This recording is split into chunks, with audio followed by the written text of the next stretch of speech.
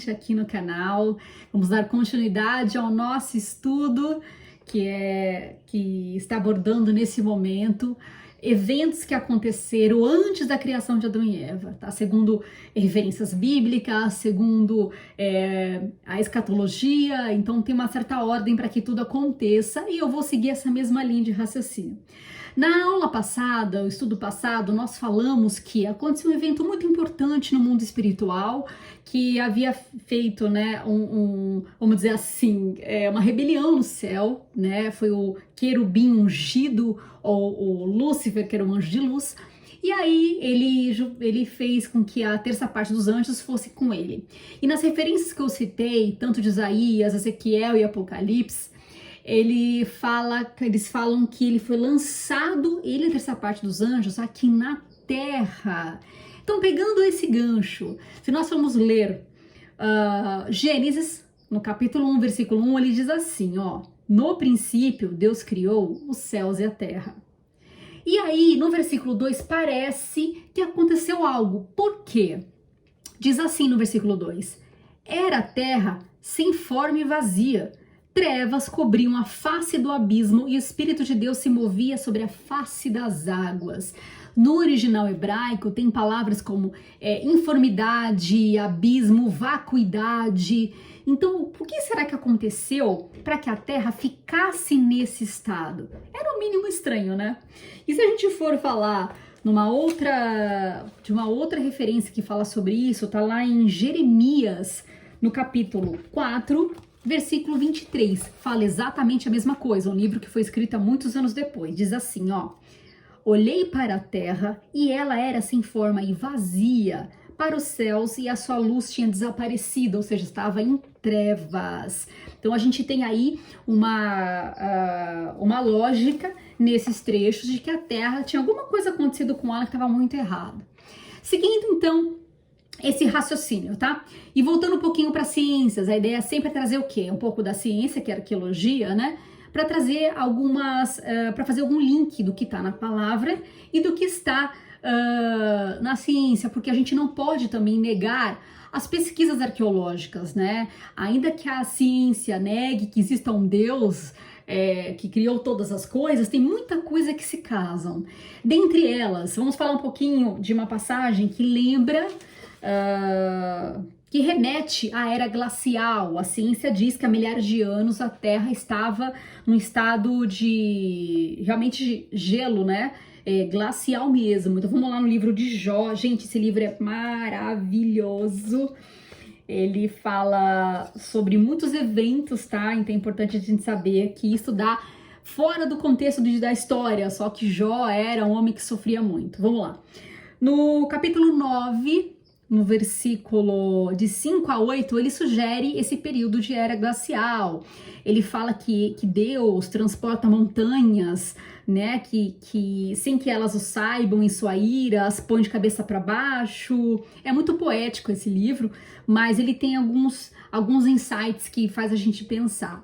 Versículo 6 fala: sacode a terra e a tira do lugar, e faz as suas colunas tremerem, fala com o sol, ele não brilha, ele veda e esconde a luz das estrelas, só ele estende os céus e anda sobre as ondas do mar. Então aqui aponta para uma situação climática diferenciada. Diz que Deus esconde o sol, fala que tira os montes de lugar. Então, se pensar numa geleira, a geleira ela derrete, né? Os montes desaparecem. E como é que você consegue andar em cima da água? Quando ele está no estado gelado. Então, tem alguns estudos que apontam que aqui, nessa referência bíblica, dá a entender que houve aí a era glacial. Tá, mas agora eu quero falar sobre um outro evento científico que é, no mínimo, intrigante e também citado no livro de Jó. Ele fala sobre um ser que foi criado muito diferente dos demais. Tá no capítulo 40 também, do 15 ao 20. Eu vou destacar só alguns trechos, tá? Mas tá aí a referência completa para que vocês possam copiar. Ele fala o seguinte: veja o Behemoth, que criei quando criei você. Desculpa, gente, começando lá. Veja o Behemoth, que criei quando criei você e que come capim como boi.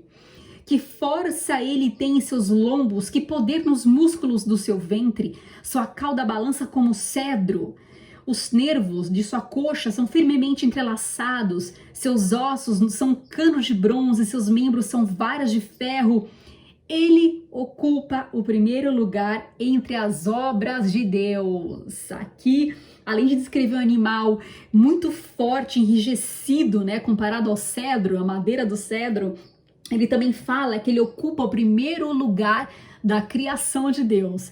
Continuando nesse mesmo raciocínio, no capítulo 41 de Jó, versículo 13 ao 34, ele é muito longo, ele fala muitas características desse animal, mas eu quero destacar algumas delas, para ver se isso vai te remeter a algum deles, algum animal que você já ouviu falar.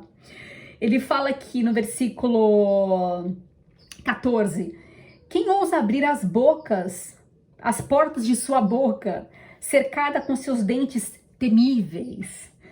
Suas costas possuem fileiras de escudos firmemente unidos. Aí ele fala, cada um está tão junto do outro que nem o ar passa entre eles. Estão tão interligados que é impossível separá-lo. Tá falando de uma casca, né? Muito grossa, uma pele muito grossa. E essa aqui, gente, não, essa é demais. Fala assim, ó, das suas narinas sai fumaça como de panela fervente sobre fogueira de juncos. Eu vou só dar uma dica. Remeteu algum animal? Pois é, eu também entendo que essa linha desse estudo também faz muito sentido dizer que eram os meteoros, os dinossauros. E por que eu penso nisso? Primeiro que a ciência comprova por fósseis, né, restos de ossadas, que de fato eles existiram. Mas o que é mais intrigante, o que tem a ver com esse assunto de Gênesis que a gente está falando?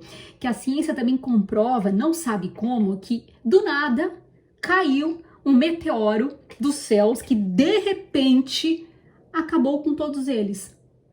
Então, fazendo uma analogia, se a palavra diz que esse animal grande, forte, né, que remete ao dinossauro, ele foi o primeiro entre a criação. Se a ciência comprova que os dinossauros não viveram na mesma época que o homem, e se a Bíblia diz que aconteceu algo muito caótico na Terra, então a gente pode, de repente, linkar com a descida, né, do Lúcifer e sua terça parte dos anjos aqui na Terra.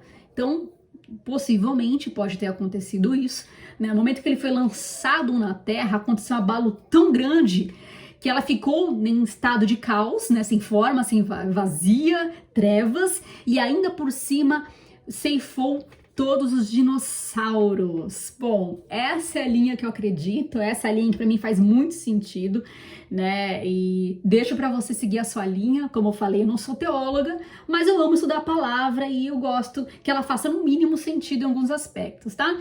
Então vou deixar uma fonte também de um site que fala sobre isso, do desaparecimento dos dinossauros de forma muito abrupta. E aí, te convido a continuar comigo nos próximos estudos. Espero que você esteja gostando. Convide alguém que você queira, que tem curiosidade, conhecer um pouco mais a Bíblia, que de repente não tem um suporte para acompanhar. E inscreve no canal e habilite aí o sininho para você receber as aulas, né? O aviso das aulas, tá ok? Conto com você. Muito obrigada e até o próximo vídeo.